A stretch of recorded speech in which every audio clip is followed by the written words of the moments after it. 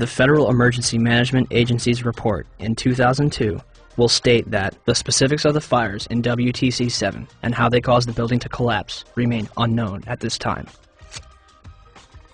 FEMA does analyze the collapse of Building 7, but then they say our best hypothesis has only a low probability of occurrence. This needs further investigation, and I certainly agree with them on that. Then NIST is handed the ball.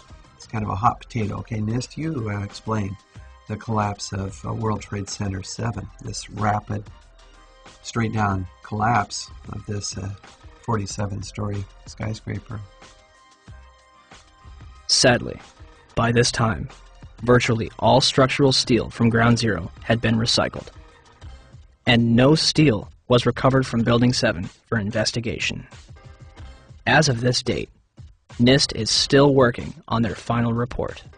Well, NIST decoupled the study of the collapse of Building 7 from the analysis of the collapse of the towers. So now it's sitting over here. The report on the collapse of Building 7 from NIST is long overdue. We're still waiting for it, hoping they have an explanation. We are looking at it. There's actually a very good write-up recently from Controlled Demolition Experts, which you probably ought to read.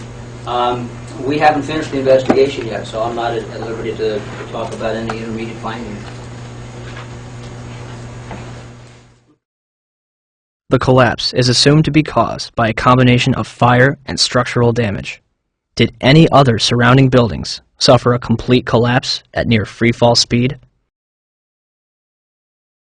Building 3, a 22-story building directly below the Twin Towers, was split in half by the South Tower's collapse. Although the building was severely crushed by falling debris, the structure remained standing. Building 4, a 9-story building east of the South Tower, was almost completely destroyed. The remaining structure did not collapse. Building 5, a 9-story building east of the North Tower, suffered from severe fires and structural damage. Building 6, an 8-story building between the North Tower and Building 7, suffered a giant gouge in its roof and severe fires. Neither Building 5 or 6 suffered global collapse. Neither did the Deutsche Bank building, which stands to this day and is currently being demolished beam by beam. Neither did the Millennium Hotel across the street. Building 7 burns over a number of floors and suffers structural damage to its south face before collapsing completely to the ground. Did anything occur inside the building that might cause a collapse? We started walking down the stairs. We made it to the 8th floor. Big explosion. Blew us back into the 8th floor. And I turned to Hesh. I said, this is it. We're dead. We're not going to make it out of here. And we have Frank Uciardo back on the phone with us, Brenda, with some New York City officials. Frank, go ahead. That's right. I'm standing here right now just off Broadway by City Hall with Michael Hess, who is the city's corporation counsel. Mr. Hess, you were trapped in, I believe, 7 World Trade Center. Go ahead, sir. Yes, I was. I was up in the Emergency Management Center on the 23rd floor, and when all the power went out in the building, another gentleman and I walked down to the 8th floor where there was an explosion, and we've been trapped on the 8th floor with smoke, thick smoke all around us for about an hour and a half. But the New York Fire Department, as terrific as they are, just came and got us out. Their experience is mentioned by NIST's interim report on Building 7. However, the authors claim it is the collapse of the North Tower. The glass on the ground floor was not even blown out. Would debris and smoke rushing up the stairway be described as an explosion?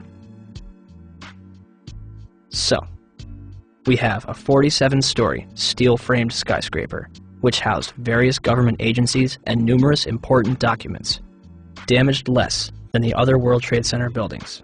At 5:20 p.m., all structural elements inside Building 7 simultaneously fail, and it collapses symmetrically, imploding into a pile of rubble.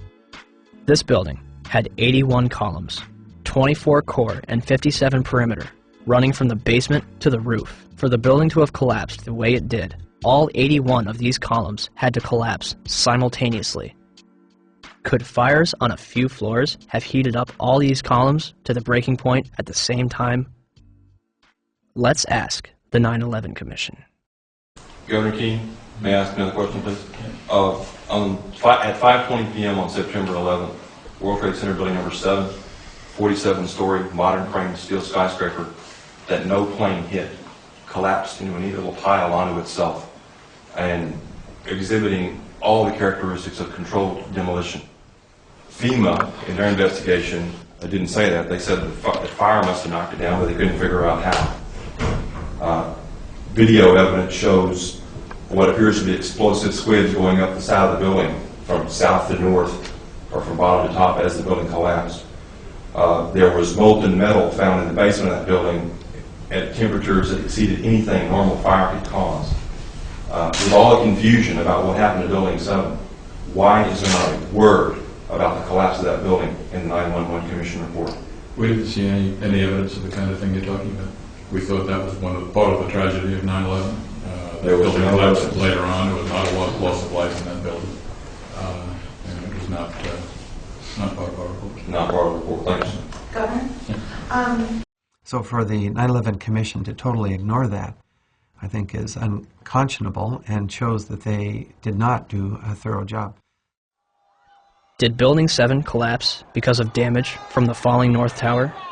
Or was it also a controlled demolition? Die moesten het doen terwijl het binnen nog brandde.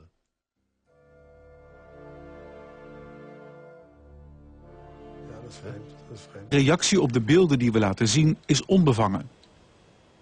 Zie je vanaf boven gaan? Nee, je gaat vanaf onder. Die gaat vanaf onder, ja. Toch? Ja. Ze hebben gewoon kolommen weggeblazen. Er is nagesprongen. Dit valt anders dan het World Trade Center. Vind je niet dan? Ja, je ziet het, de onderste verdiepingen gaan eerst. Ja, en de rest zakt er gewoon in. Dus dit is controlled demolition. Zeker weten? Zeker weten. Er is nagesprongen. Dit is in opdracht gebeurd. Dit heeft een team gedaan van experts. Maar dit is ook op 11 september gebeurd. Dezelfde dag? Dezelfde dag. Dezelfde dag? Weet je dat zeker? Ja.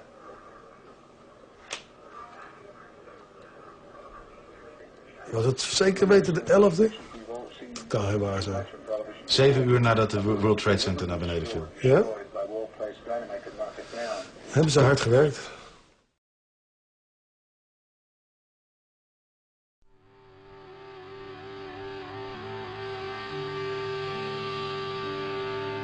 In the aftermath of 9/11, citizens and politicians alike would demand that steps be taken to ensure such attacks never happen again.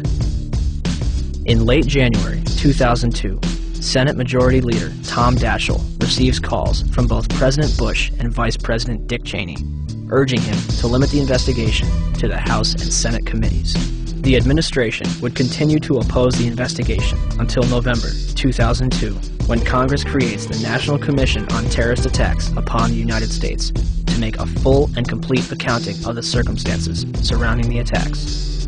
Democratic leaders concede several aspects after the White House threatens to create the commission by executive order, giving themselves considerable control.